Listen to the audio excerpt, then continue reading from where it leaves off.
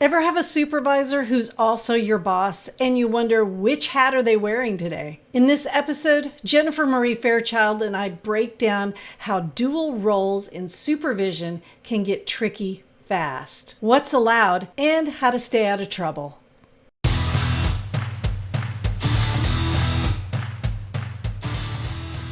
Hey, I'm Dr. Kate Walker with Kate Walker Training, and this is Jennifer Marie Fairchild, and you can see our credentials below our names. And if you don't know us, welcome. I'm so glad you're here. We're continuing our conversation about bad supervision, and bad supervision can come from a lot of places. So today we're going to drill down on this idea of how dual roles can get you in trouble. So if you're listening to this in Texas, what you need to know here is we're talking about LPC supervision because dual roles are permitted. They just must be managed. If you're an LMFT in Texas, as of this recording, dual roles are not permitted. And social work, I believe dual roles, that's so hard to say, are also not permitted. So you may be thinking, well, why am I even listening to this? What does it mean? Hey, if you're working for your supervisor is in a dual role. They are your boss and they are your clinical supervisor. So you know what this means from counseling, right? It's prohibited in every mental health arena I'm aware of, in every state that I'm aware of. You cannot have a dual role with your client because it's unethical. It's not right? Picture, you're going to counsel someone and then in an hour they're going to fix your car, right? You can't have that dual relationship and continue to be very therapeutic, right? Maybe you wouldn't challenge them in the way they need to be challenged in counseling because you're afraid they won't fix your car well or something like that. So dual relationships muddy the water. So this podcast isn't going to advocate for or against dual relationships and supervision, but as you can tell from the title, we are going to drill down on what gets you in trouble. So, and we've seen a lot of stuff on the internet about problems that, for me personally, can be traced back to the dual role. And Jennifer, you're going to talk about some things that we see in the 40-hour training when folks are designing their contract and their supervision plan, because that starts the conversation. If you plan on hiring your supervisee, you've got to lay the grounds, just like if you were going to go work anywhere. You need to have a good job description and a good contract. So first things first, we talk about having a good clinical contract. And if you're going to be a business owner, have a policy and procedures manual. Two very, very different things. And so, Jennifer, talk about where we have to correct people if they're trying to put both things into the clinical supervision contract. Well, a good rule of thumb is if it is something that I could write you up for at a normal job, then that's probably something that needs to go into policies and procedures. So you'll find things like, I expect my associates to come to supervision dressed in business casual. Well, that's an administrative thing. And while some people have preferences, clinical supervision doesn't enter the arena of regulating what somebody's wearing. They'll say things like, if two supervision sessions are, if you're late, then I'm going to write you up. Things that are going to draw you in a punitive nature. That's kind of where if I need to reprimand your work behaviors, that's going to go into policies and procedures. If I'm dealing with your clinical behaviors, that stuff needs to go into a contract. What is your late no-show cancellation policy? That's a great thing to have in there, because I need to know and you need to know what's going to happen if you're late, and we have a plan to mitigate that. So those are kind of some of the the bigger ones I see. I love when they say, you have to wear business casual supervision. Or else what, Yeah. right? I mean, Or and well, and one of the things, Jennifer, I didn't mean to interrupt you. Um, if you look at a very well researched, very valid, reliable instrument called the CCSR that Dr. Gary Lambie developed, you will see there are criteria on that instrument that relate to, I will just call it like agency behavior, being able to get along in a setting, in a work setting, right? Our background, at least in Texas, clinical mental health, our roots are in agencies. And, how you behave in your break room, associates and supervisors, can reflect how you act with your clients or in supervision. So, being able as a supervisor to say, hey, you've been late to work. Is that a clinical issue or is that an administrative issue, right? They're dual roles. It can become a clinical issue for sure. In fact, we have a module on that in our online 40-hour training to become a supervisor. We talk about someone who's chronically late for supervision, or like Jennifer mentioned, they no show without an explanation, or, that needs to be addressed because it's really classic level 2 behavior when they're kind of over it. They're kind of, okay, I don't know if I want to do this anymore. So, as a boss, if they're chronically late, would you write them up? Would you give them a verbal warning? Would you say, okay, 3 strikes and you're out? Because here's the problem. Supervision is like, I don't want to call it a marriage because you are supposed to break up after the hours are completed, right? But the idea is to stay together and, here's the word, remediate. We're looking to remediate behaviors so that this person develops into your colleague. At work, it's more like, okay, strike 1, strike 2, strike 3, go find another job. And the problems that we see, well, this is just one.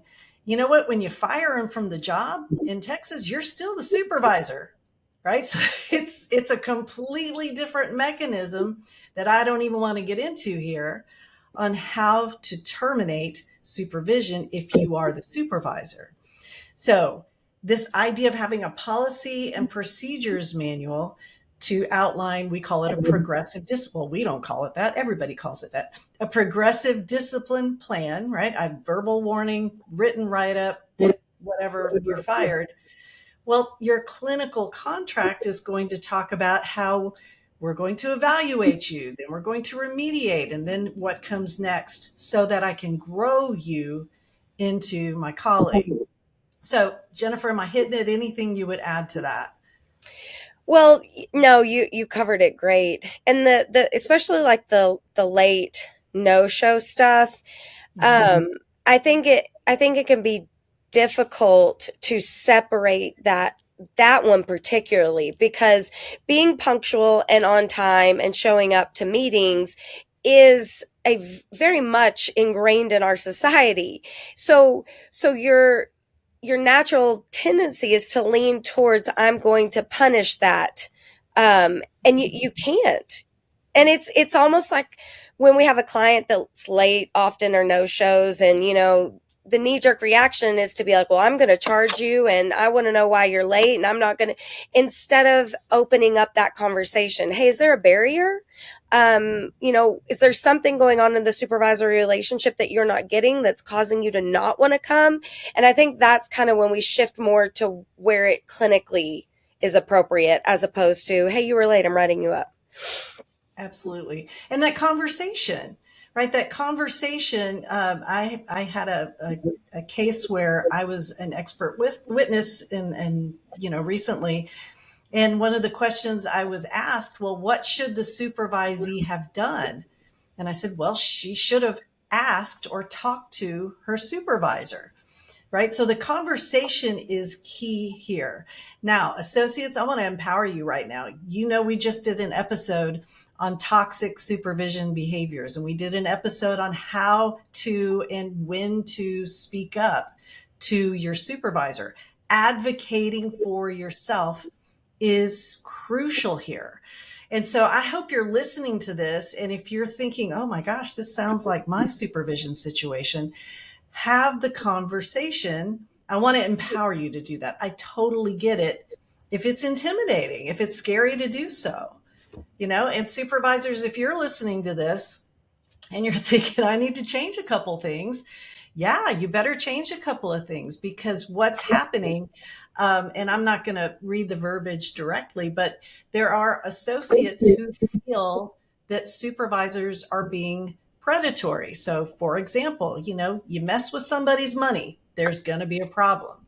So, if you have put into a contract, hey, supervision will, I will charge you this, or it will come out of your paycheck like that, and on we go. And then all of a sudden, supervisee shows up and you're like, hey, I'm raising my rates. If you want to continue with me, pony up. Right? Or, You don't have oh, a lot of hey, recourse. no, or a clawback. With LPC associates are able to they're not able to get paneled as of this recording, but they can, their services can be reimbursed by insurance. So if there's a clawback, what if the supervisor is going to say, hey, you're not going to get paid for the next couple of weeks because we had a clawback? You're messing with somebody's money. And then you're going to go back and tell your supervisee, hey, be open with me. How's it going? I promise. I mean, gosh, that reminds me of when my parents asked me if you've used weed before when I was 14. They're like, you can be honest with us. I'm like, can I? Well, you made one really good point, and I forgot to address it a while ago. Supervisors forget that this is a temporary relationship, and the goal is to make this individual your colleague. And if you treated me like crap when I was an associate, to all of a sudden now I'm an LPC and I'm fully licensed and now I'm worthy and you're going to be nice, I don't find that I'm probably going to have a lot of respect for you. And I'm going to always remember, yeah, that's that supervisor that was awful to me. So you prevent the ability to build and network and connect and have great colleagues when you supervise from this hierarchy, punitive, I'm going to punish you vantage. Absolutely. So, okay, what have we learned so far? Associates, there are situations, at least in Texas, as of this recording, where you can work for your supervisor. Okay, totally legal, totally okay. But Jennifer and I want to give you things to be aware of and to look out for. And supervisors, while you're listening to this, I want you to be taking notes, hit pause, go back and listen to it again. So, number one, have a contract. Supervisees, look at that contract, read that contract. And if you are also going to work for your supervisor, say, hey, where's the policy and procedures manual? Right? And some things to look for in a policy and procedures manual are, who's the records custodian? What happens if there's a clawback? What happens if I don't tuck my shirt in? Right? All of the things related to your money, your time, things that can get written up. And then ask your supervisor, explain remediation to me. How do I know if I'm not mastering a skill and you're going to remediate me? And will this affect my job? The answer should be no, it shouldn't affect your job unless you do something extremely terrible, like have sex with your client or do all the things. But Jennifer, what would you add to that? The one thing that I see more often than not is I call it the hour, like holding your hours hostage. And Oh, yes. a So lot of, glad you brought that up. yeah, because a lot of supervisors think if me, the supervisor, has any sort of concern about your clinical abilities, I may not sign off on your hours. But what supervisors forget is if I attended supervision and I saw clients, then that supervisor is still liable for all of those hours. And the big question is, well, you didn't sign off on them, but you were liable. And then you enter the whole realm of, well, not all supervisors are created equally. And what if the supervisor decides they don't like me and they just refuse to sign off on my hours? again, now you're messing with my money and my ability to get fully licensed. And it's just never a good look. It's never a good look to say that I could refuse. That just screams, I'm large and in charge. Yeah, I mean, you can't even withhold someone's paycheck because you didn't like the way they stock the shelves, right? I mean, you don't mess with people's money ever. I just Good rule of thumb. Um, I want to talk about a little bit, tiny bit, 1099 versus W-2. Now, if you want more information on this, we've done podcast episodes. We've had experts come in and talk in other webinars. We've had attorneys come in. And if you're going to respond to this episode, well, how do I do it? And is this person a W-2? Our answer is always going to be, it depends. Go call your lawyer. But here's the thing, talking to associates, if you get hired by your supervisor, look at your classification very, very carefully, right? 1099 may seem like, oh, I'm free. That's so wonderful. I'm a 1099. I can do what I want. But yeah, Jennifer's already shaking her head. I mean, the problems with this are, not what do you think? Abundant. What do you know, Jennifer? So, and we get this so much, and it's very difficult to take a definitive stance on it, right? Because you are going to find people on both sides that will give you plenty of evidence to support Right. whichever they want. So I kind of always tell people, go to the IRS checklist and answer those questions. That's going to tell you real quick.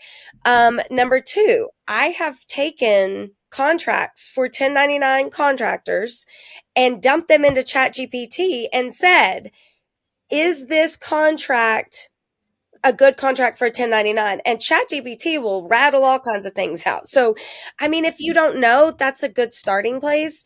But I always just ask this question, counselors, you make a statement, I'm just going to ask you a question. How can an associate essentially really work as a 1099 contractor when there has to be oversight? If somebody has to sign off on your records, if somebody it has to review your records, if you have to authorize for somebody to be able to look at your records, how are you a contractor? Because a contractor works independently, and I could have my dog write my notes if I wanted to. Give her a pen and train her, and because a contractor can hire anybody to do anything. And if I can't hire the work out, that's always kind of my biggest one. If I cannot hire that work out, then I probably am going to steer clear of that one. But Yeah, I mean, if you're working for your supervisor, they are controlling your work. So the idea that your supervisor would want to hire you as a 1099, again, we're not attorneys. Take that to ChatGPT, take that contract. We'll start with chat and just say, is this a 1099 contract? I mean, without, the W-2 classification, nobody's taken out, for your benefits. Nobody's looking out for you with Social Security, all of the things. With 1099, you have to take out your own tax money, and then that leaves the big question, who is the records custodian?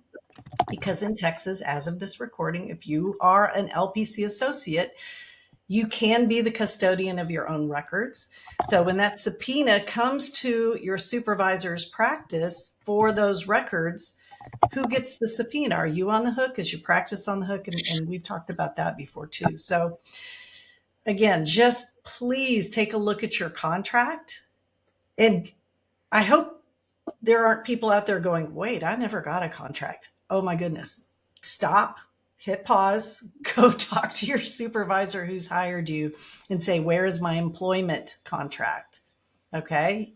Employment contract, clinical contract, all of these things, they don't have to be set in stone, but they have to be clear so that associates, you can agree. That's one of the things I was looking at this morning. A big complaint here in Texas, not a formal complaint necessarily, but our associates who feel like the finances, what they're being charged for supervision is too high or it changes. Well, associates, that starts with that contract. And if you are interviewing with a supervisor who doesn't have a contract or who doesn't have in writing what their fees are and all the late cancel, no show things Jennifer was talking about it, run. Don't, hang up the phone, stop the Zoom call, walk out of the office, whatever you're doing, stop and get another supervisor. There are no limits to technology. You can be anywhere and have a supervisor anywhere. If I'm talking about Texas now, other states, it may be different. So please, I'm going to tell you how to feel. Please don't feel like you have to keep somebody just because you have walked through the door and you shook their hand, right? If they You don't don't have it owe it. clear, walk away. Yeah. You don't owe them, and they don't owe you. Like, the relationship has to be of a benefit. And yeah, absolutely. If you go in and they don't have their documentation in place, you just say thank you so much for your time and you keep looking. So how to stay out of trouble. Supervisors, again, keep listening. So I want you associates to look for a clear role division. That means a contract and a policy and procedures manual. I want you to have, I'm looking my notes here, clearly identified how much you make, how much supervision is going to cost, how those records are going to be kept. I want clear communication about records, how you can get your records. Another issue with supervision is in Texas, the way it's written, if a supervisee asks for supervision records, supervisor has to give it in a timely manner. Nobody knows what timely is.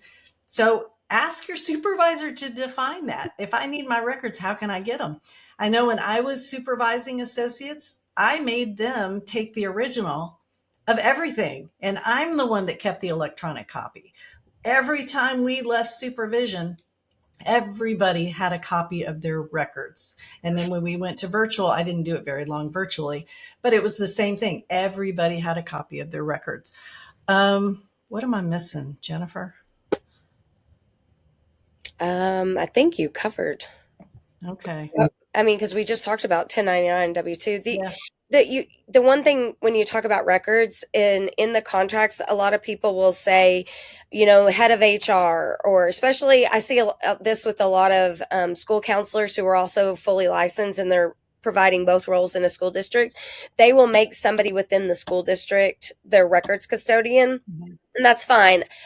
I discourage it because your associate is on a timeline, and God forbid something happened to you and they're close to the end of their 5 years. Well, somebody in an administrative or HR role or somewhere, way up high in another building on the other side of town doesn't understand the urgency. So you never want to assign a records custodian that could potentially hold up your associate getting their records that they have to have in order to get full licensure. So you want to pick somebody that's going to be, pretty quick and efficient about it, because we always think, HR director. Well, the HR director's got a million other things going on, and that's probably not the top of their list, and you never want your associate in a bad spot. Good point.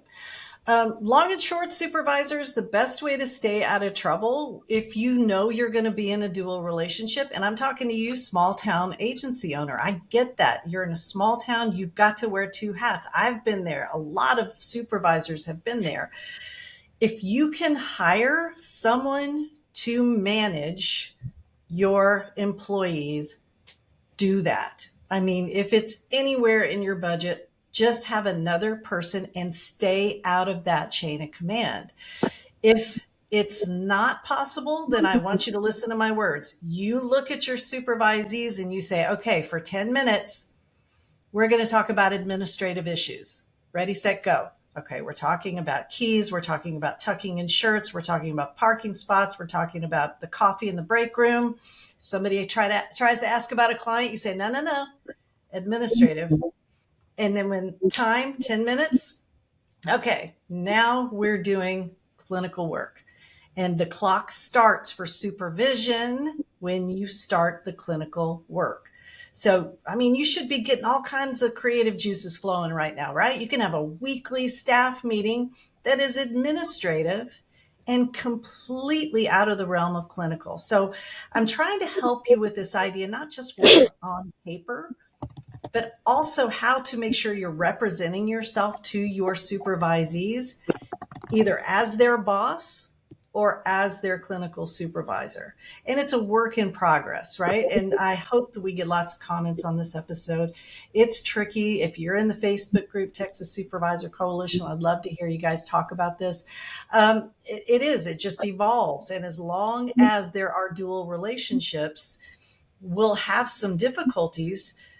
So start with the contract, start with the policy and procedures. Associates, take that stuff and run it through ChatGPT. And if there's nothing, if there's no contract and no policy and procedures, associate, just hang up the phone. Just go look someplace else. All right, that's it. If you needed more information about how to talk, how to speak up, what are toxic supervision behaviors, check out our other episodes, and we will see you later. If this helped you make sense of the dual role dilemma, hit like, tap subscribe, and grab your free copy of the Supervisor Onboarding Checklist at katewalkertraining.com/checklist. Clearer roles mean better supervision for everyone.